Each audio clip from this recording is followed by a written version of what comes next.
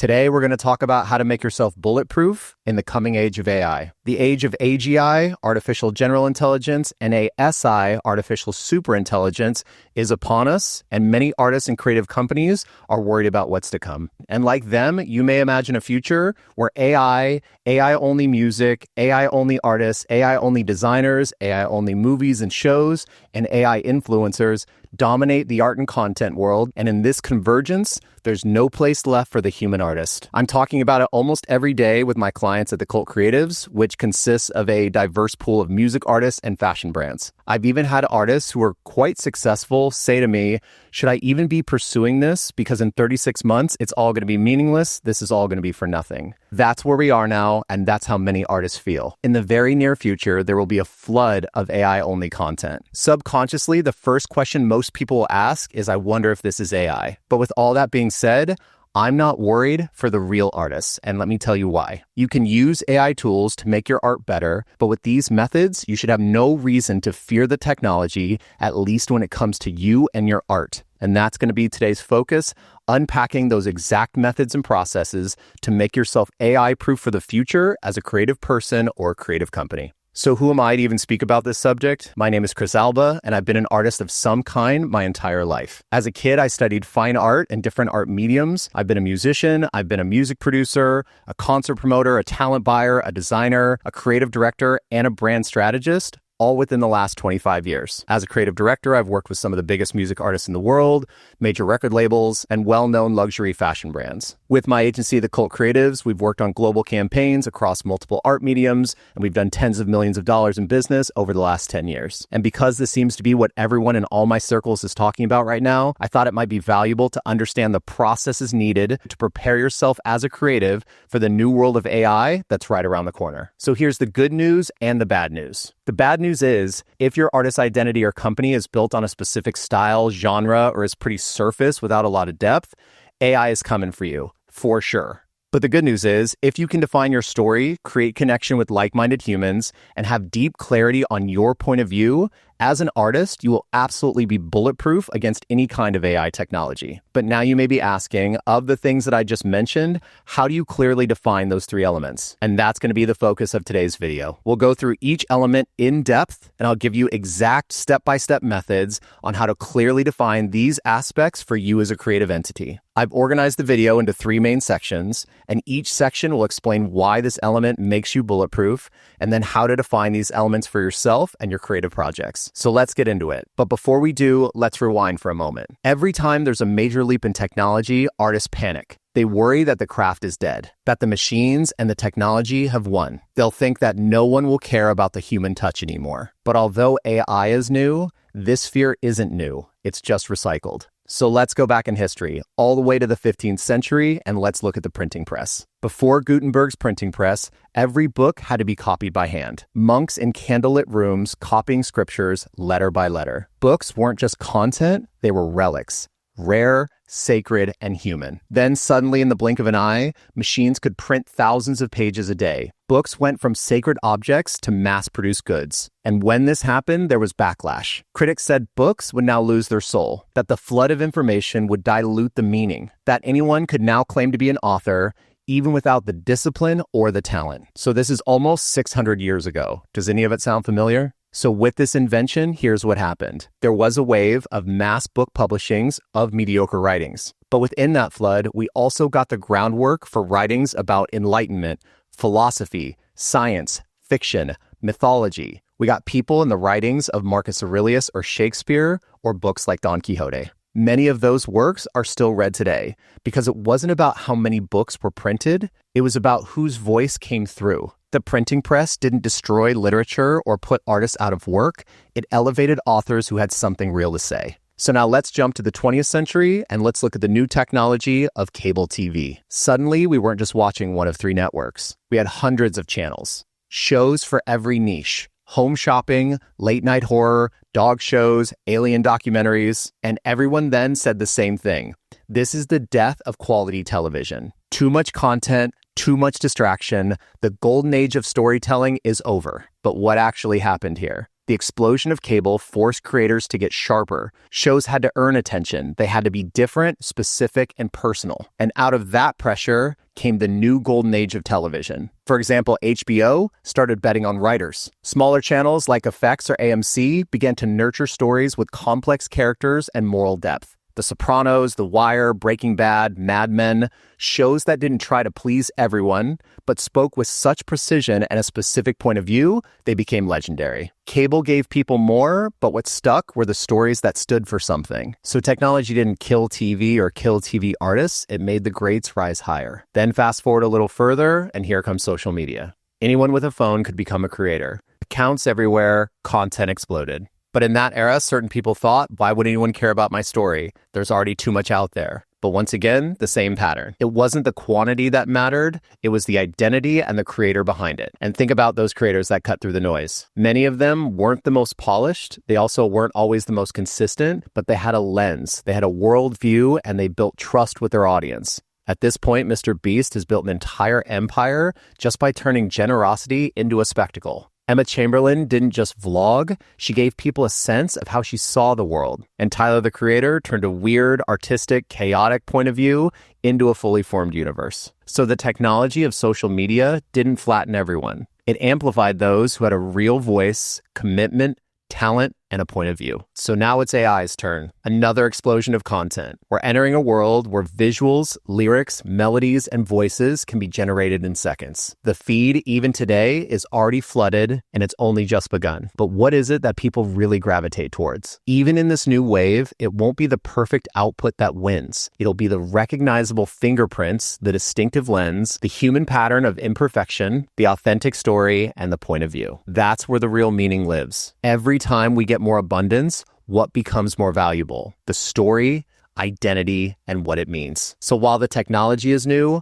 the pattern is not. And the most important way that you can make yourself bulletproof against AI is to know your story. Section 1, defining your story. Your true authentic story is the number one thing that makes you irreplaceable as an artist. And there are 3 aspects of a compelling story when it comes to an artistic offering. These 3 aspects make up a pyramid. At the bottom of the pyramid is your true story, your foundation, and it answers a bunch of the bigger questions. Questions like, where did this come from? Who are the characters in this world, and what are their archetypes? So quickly, let's look at archetypes from a high level. Brand personality archetypes stem from the work of the psychologist Carl Jung, who believed that humans use universal symbols and characters, what he calls archetypes, to understand the world and to tell stories. These archetypes represent fundamental human desires and behaviors, and the framework helps brands connect more deeply with the audience they choose to serve by embodying recognizable and emotionally resonant personality types. There are 12 core brand archetypes. There's the hero, courageous, determined, achievement-driven,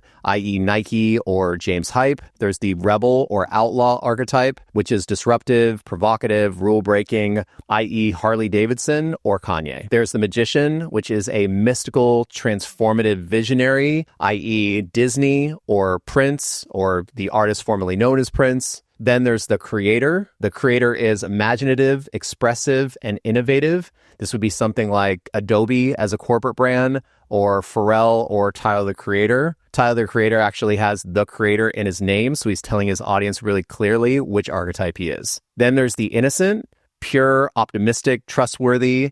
This would be something like the brand Dove or Casey Musgraves in terms of a music artist.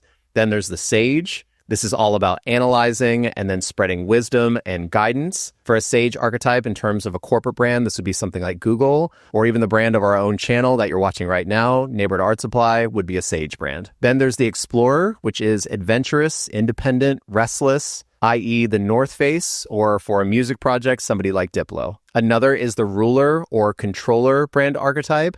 This is authoritative, structured, it's status-driven. This would be a product brand like Rolex, or in terms of music, Jay-Z or Beyonce. Then there's the lover brand archetype, which is all about passion, emotion, and sensuality. For brand comps, this would be something like Chanel, or for music, somebody like Usher. Next is the caregiver. This is all about nurturing, support, and being selfless. A brand like the American Red Cross is a caregiver brand, or for a music producer, Dr. Fresh, since he's a doctor. Another archetype is the everyman brand. This would be a corporate brand like Budweiser, or in terms of music, Post Malone, Fred again, or Dom Dalla. And then lastly, there's the jester. For a corporate brand, it'd be something like Old Spice, or for a music project, somebody like Dylan Francis. Using archetypes in storytelling is vitally important because it creates instant familiarity and emotional resonance with the audience. People subconsciously recognize these character types from stories, myths, pop culture, which makes it easier for a brand to build trust and stand out. So as you're creating your story and building your brand, you'll need to know what your archetype is. You'll also need to know what kind of movie that you're going to present that archetype in. And once you've got that, you'll need to define the meaning of the story as a whole. What's the message or truth at the center of what it is that you're creating? I have a longer video on the Neighborhood Art Supply channel that explains how to find your archetype. And I also have another video that helps you find your brand story and your brand plot. So once you have these elements, the overarching concept on the movie, the characters, the archetype, and the plot, the next level in the pyramid is your beliefs. This is what the brand believes and what the brand stands for. If your brand was a cult, pun intended, what would be the beliefs that united everyone who followed the cult? So different beliefs could be things like this. We believe in hard work over talent. We believe that authenticity is greater than everything. We support LGBTQ and their rights and the power of individuality and an individual's choice. We believe life is short, so instead of focusing on the pain, we create joy and laughter. You're building a sandbox that you and your story can play in and your audience can believe in. So finally, at the top of the pyramid is your aesthetic. This is how your story and beliefs show up in visual form. So these are things like, what kind of colors do you use? What sort of fonts? How are your music videos shot? What do your cover artworks look like? And what kind of vibe do people feel the moment they land on your page or when they see your visuals? The aesthetic combined with the story is what actually makes people feel something. It's what makes the brand feel like something real even before they hear the music or fall into the story. So to recap, your brand story pyramid has 3 parts: story, beliefs, and aesthetic. Start from the bottom, build up, and make sure they all connect together. And if you want a deeper breakdown on how to put this all together,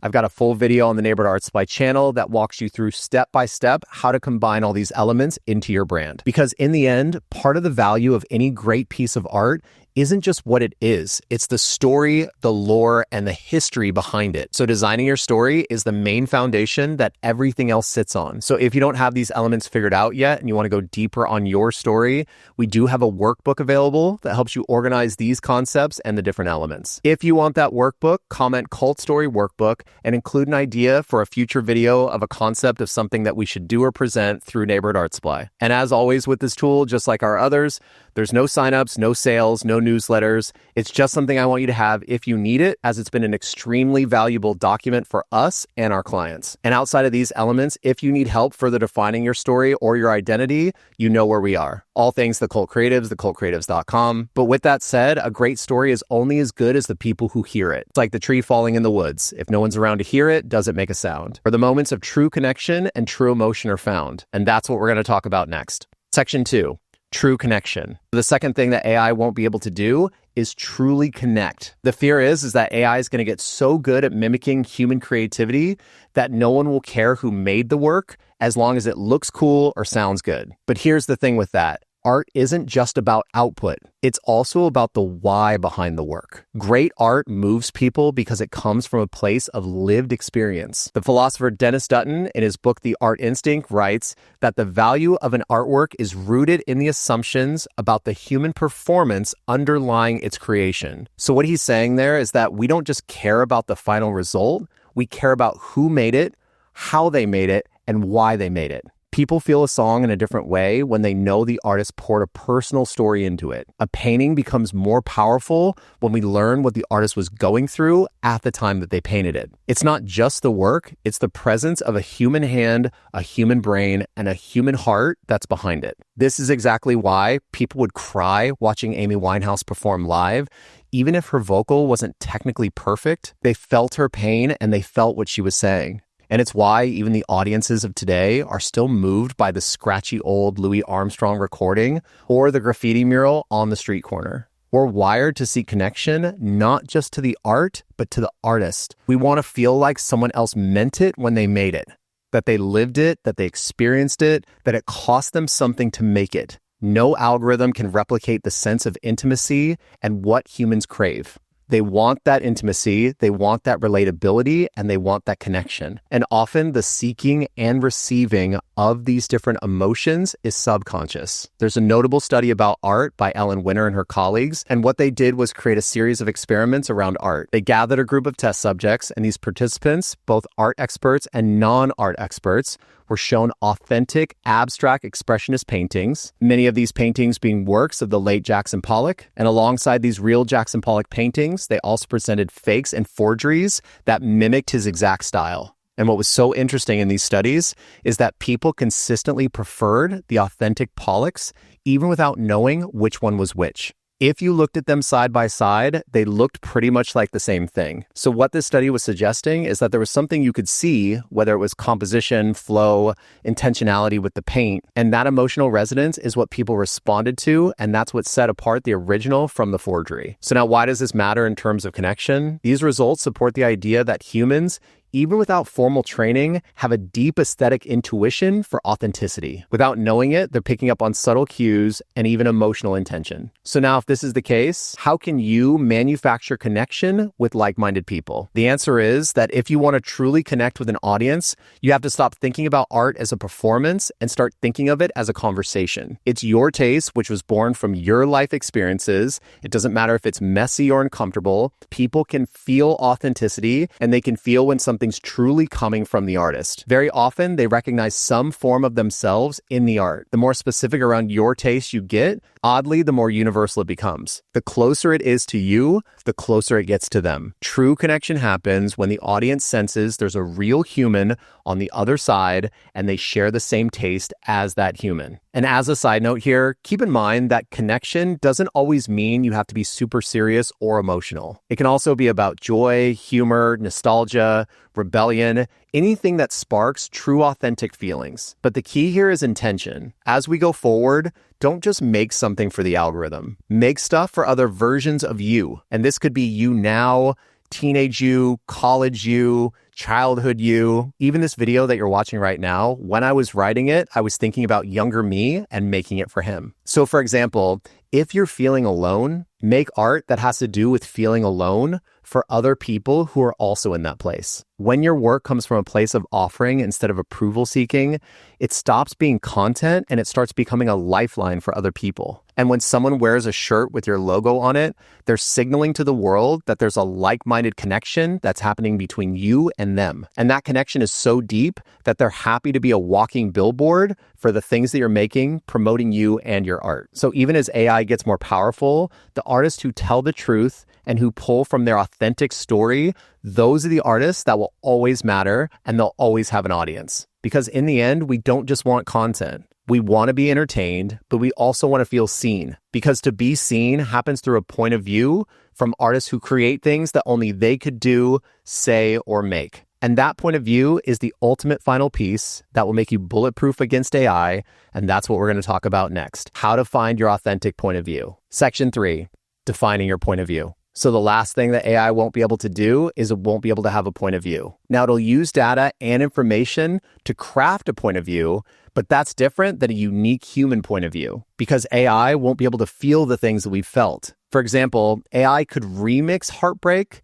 but it can't feel heartbreak. It can't truly experience what that pain feels like. But it's never had to sleep on the floor, it's never lost a parent, and it's never dealt with self-doubt or insecurities. And that's the difference between us and this technology. AI doesn't live, AI doesn't suffer, and AI doesn't evolve. It can simulate emotion, but it doesn't truly feel. So as an example from my world of dance music, if you look at somebody like Fred again, he's looping voice notes from real moments of grief and joy from his life. And using these real notes is one of his signatures of how he brings the audience into his world and into his story. And then on the flip side, an example of pure pain. In the early 1990s, Eric Clapton wrote a song called Tears in Heaven. I heard it when I was super young, and I remember asking my parents what it was about. They told me that the guy who was singing it had written it about the death of his 4-year-old son. And even though I was really young, after hearing the story, I felt the weight of the song and a sadness, and it's something that's always stuck with me. So then if you look at the opposite side of the spectrum, Pharrell does the song Happy for the movie Despicable Me. The song is about optimism and pure joy. And whether you love it or hate it, it's often cited as one of the most serotonin-boosting tracks in pop history.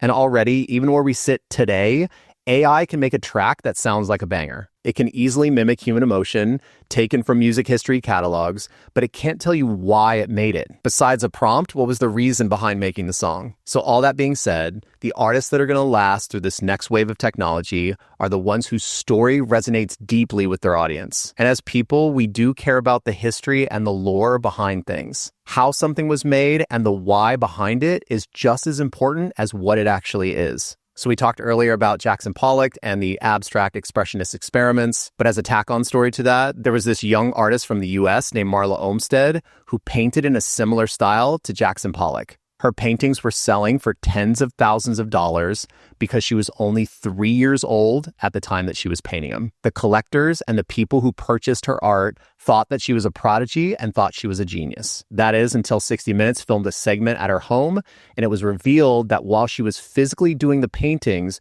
her dad was coaching her through the entire process. After that story came out and all of it came to light, all of her work lost its value. But why would that be the case? The painting didn't change at all. That happened because people care about the story, the authenticity, and the point of view around how something is made. So then in all this, how do you find your authentic point of view? So as an exercise, and I've talked about this in other videos, what you'll do is you'll define a list of your favorite things. Movies, music, fashion, art, all of your favorite things from the crazy life that you've lived. But the trick to that exercise is also pairing it with your real life moments of joy and your real life moments of pain. These life scars and happy memories define your taste. They create attractions to the different themes inside your point of view. And these themes are themes that return over and over again, sometimes even subconsciously in your work. Your personal history, emotional patterns, and curiosities all shape the filter by which your ideas flow. The more self-aware you become,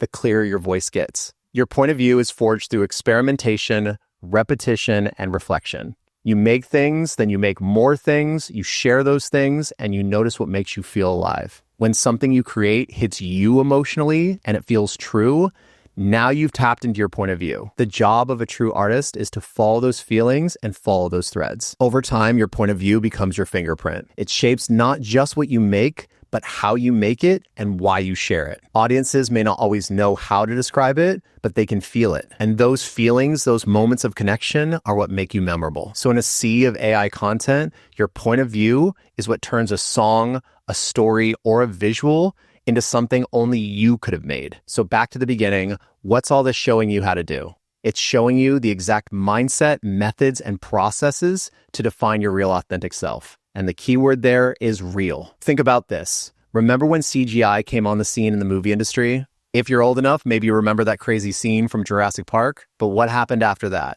Almost all action and sci-fi movies use CGI to tell their stories. They used more and more of it, and it got to the point where you assumed most of what you were seeing in the action sequences was fake. But what about these big Tom Cruise stunts? What makes them stand out? What makes them press-worthy? And what makes them notable? Tom does these stunts for real. He could 100% just make it CGI, but he doesn't. Why? Because he knows that the realness of what it is what makes it stand out. And with these standout moments, this brings people closer into the art that he's making. And I don't know if this is true, but I've heard with some of the Tom Cruise movies, they decide what this stunt's going to be first. And once they've landed on what the main stunt's going to be, they then write the script against that. Because they know that watching a real spectacle and a real stunt will drive audiences to the theater. So then what does this mean for you? This means that once AI art and content fully turns on and it's everywhere all the time, if someone finds something real, it'll be like finding gold. It will absolutely stand out. It'll be memorable, notable, and hopefully shareable. So if you want to make yourself AI-proof in the future world, find your authenticity, showcase your taste, express and connect, and do the most human thing you can do, which is be real. AI is not going to replace real artists, but it will absolutely expose those that are inauthentic, lazy, with no story and no real point of view. So for the real artists out there, the ones willing to find that story and put in the work, log those hours, make and share their best stuff, for those artists, I'm not worried about you. You'll always find an audience who will listen and be interested. So I hope all this helps, and until next time, peace.